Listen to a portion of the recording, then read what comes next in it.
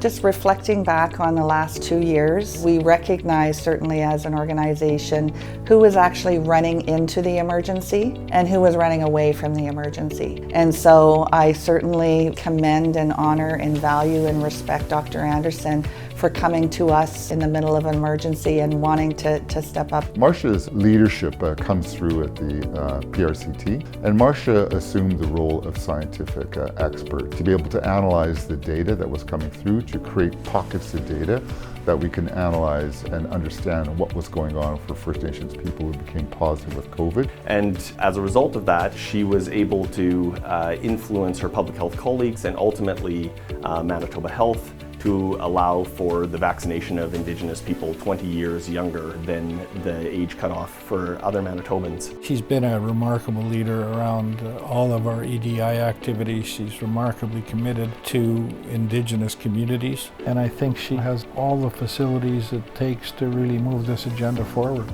The type of work that I do has often been seen as confrontational, as challenging, as disruptive to the system, and that wasn't always welcomed. To have it now be seen as valuable, as having contributed to important responses through the pandemic and beyond, fills me with gratitude, both for myself and for the teams that I work with.